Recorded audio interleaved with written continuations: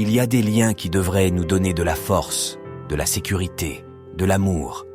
Des liens qui devraient nous protéger et nous soutenir, surtout en vieillissant, lorsque nous devenons plus conscients de ce que nous voulons et de ce que nous ne voulons plus dans notre vie.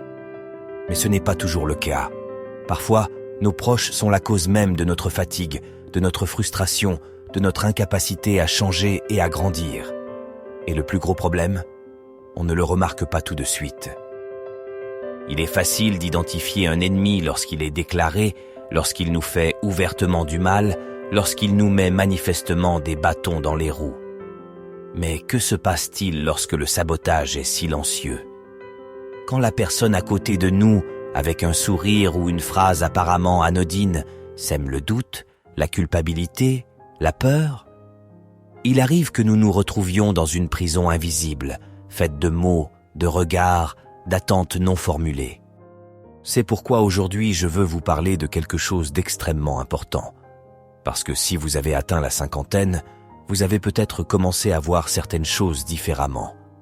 Peut-être avez-vous moins envie de perdre du temps avec des gens qui ne vous font pas vous sentir bien. Peut-être avez-vous l'impression qu'il est temps de penser un peu plus à vous. Mais il y a toujours quelque chose ou quelqu'un qui vous en empêche. Il y a des liens qui, au lieu de vous nourrir, vous épuisent. Les gens qui épuisent votre énergie, qui vous font sentir petit, qui n'acceptent pas votre changement. Et souvent, ces personnes font partie de votre famille. Aujourd'hui, je veux vous aider à reconnaître ces liens toxiques, car il ne suffit pas de savoir que certaines personnes nous font nous sentir mal. Il faut comprendre comment nous défendre, comment nous protéger, comment nous libérer des fardeaux invisibles que nous portons toute notre vie. Avez-vous déjà eu ce parent qui ne vous appelle que lorsqu'il a besoin de vous? Qui disparaît pendant des mois, mais réapparaît toujours avec une demande. Peux-tu m'aider avec ça? Tu es bon, pourrais-tu me donner un coup de main? Au début, vous le faites volontairement, parce que cela vous semble juste, parce qu'après tout, c'est un lien de sang, parce qu'on vous a appris que la famille passe avant tout.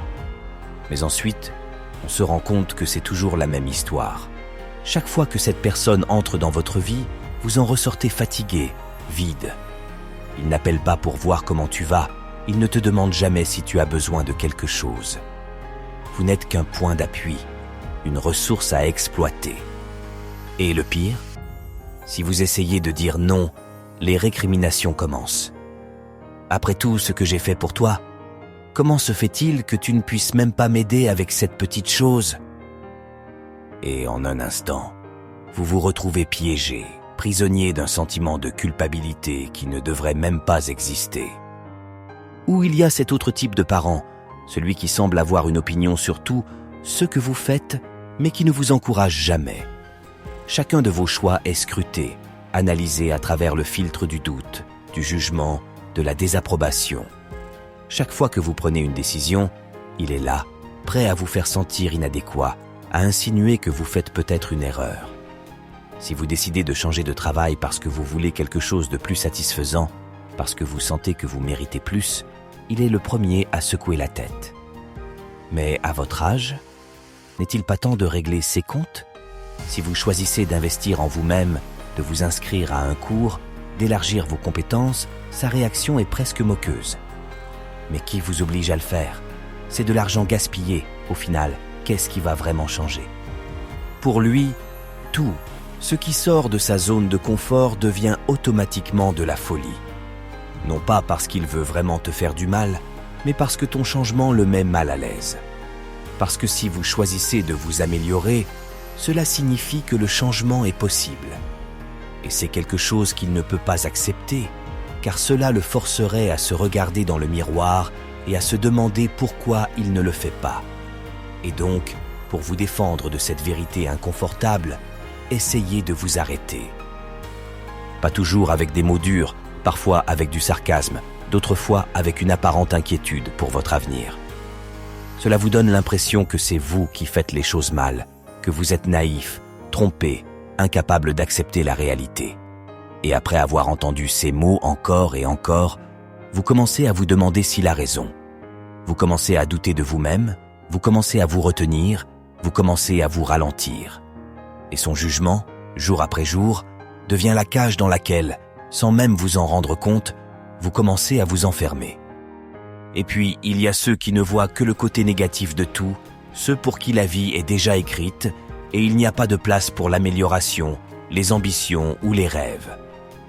Peu importe ce que vous voulez faire, pour eux, il y a toujours une raison pour laquelle cela ne fonctionnera pas. Si vous exprimez le désir de changer quelque chose dans votre vie, de vous impliquer, de donner une nouvelle direction à vos journées, vous les voyez immédiatement secouer la tête, lever les yeux au ciel, soupirer d'un air résigné. Allez, à 50 ans, on arrête de rêver, on pense à s'en sortir. Ces choses-là sont pour les jeunes, pas pour nous. C'est trop tard maintenant, il faut se contenter. Au début, peut-être, vous les justifiez. Vous pensez qu'ils sont simplement des gens un peu pessimistes, qui ont connu des déceptions, qui parlent ainsi parce que la vie n'a pas été généreuse avec eux. Mais ensuite, vous réalisez que ce n'est pas seulement une attitude négative, c'est quelque chose de plus profond. Le fait est qu'ils essaient de vous entraîner avec eux, de vous accabler de leur peur, parce que votre désir de changer les met mal à l'aise.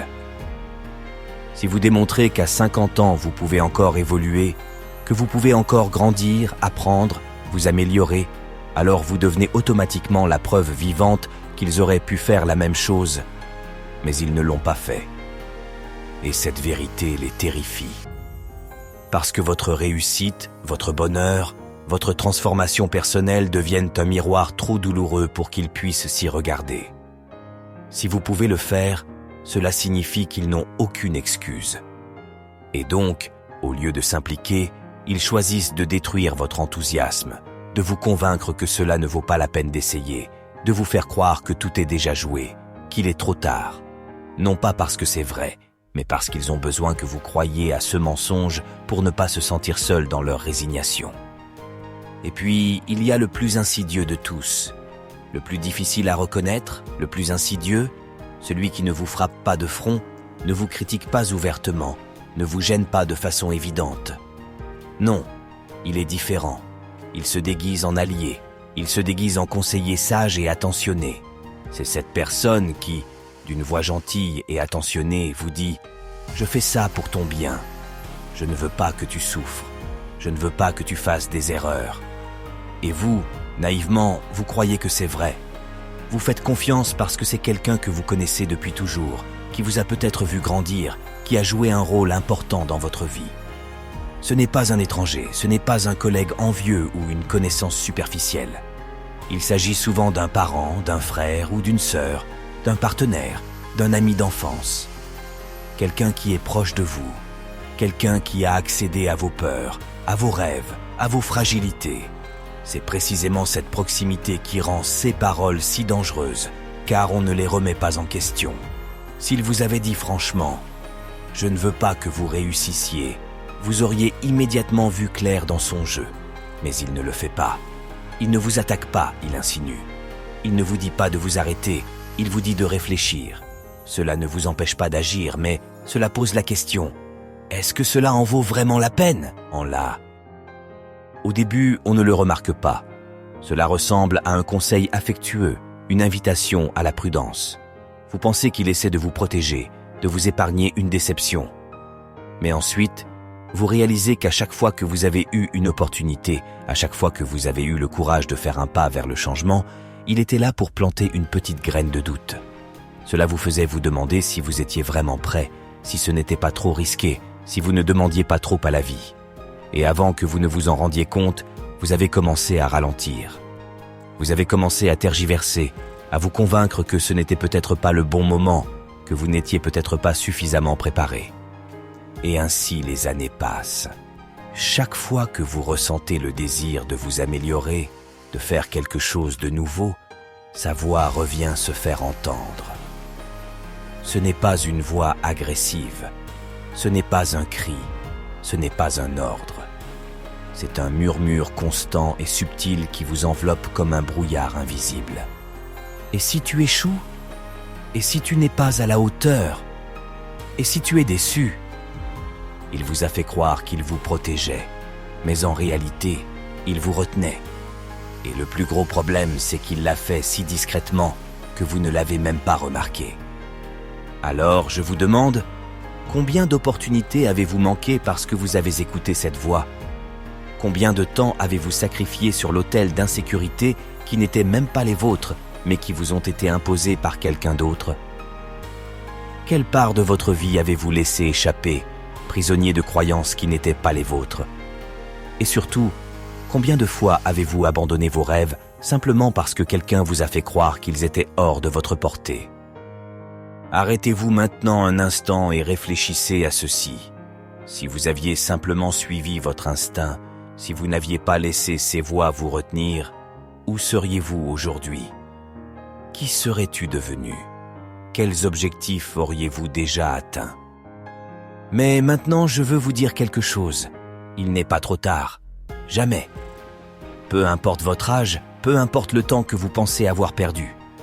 Tant qu'il y a encore en vous le désir de changer, de vous améliorer, de grandir, alors cela signifie que vous pouvez le faire. Et la chose la plus importante que vous puissiez faire pour vous-même est de ne pas regretter le temps passé, mais de protéger le temps à venir. Parce que la vie ne se mesure pas en années, mais en choix.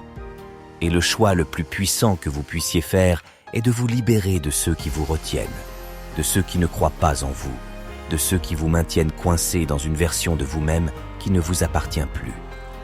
Je ne dis pas que vous devriez couper les relations avec vos proches, mais il faut apprendre à fixer des limites. Vous devez apprendre à dire non sans culpabilité. Vous devez apprendre à protéger vos rêves, vos idées, votre énergie. Parce que la vérité est la suivante. Votre vie n'appartient qu'à vous. Personne ne peut vivre pour toi. Personne ne peut ressentir ce que tu ressens. Personne ne peut savoir ce qui est bon pour toi mieux que toi-même.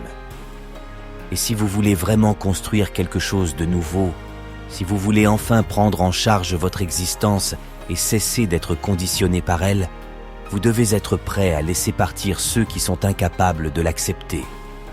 Tout le monde ne sera pas content de votre changement. Tout le monde n'acceptera pas votre évolution. Mais savez-vous quelle est la chose la plus incroyable? Tu n'en as pas besoin. Vous n'avez besoin de l'approbation de personne pour devenir la meilleure version de vous-même. Et si vous sentez qu'il est temps de franchir le pas, de prendre enfin la place que vous méritez, je veux vous dire que vous n'êtes pas seul. C'est pourquoi j'ai créé un chemin de croissance pour ceux qui, comme vous, souhaitent se libérer des chaînes invisibles du passé et construire leur avenir avec conscience et sécurité. Vous pouvez le trouver dans la description. Si vous sentez qu'il est temps de changer, ne tardez pas. Votre heure est venue.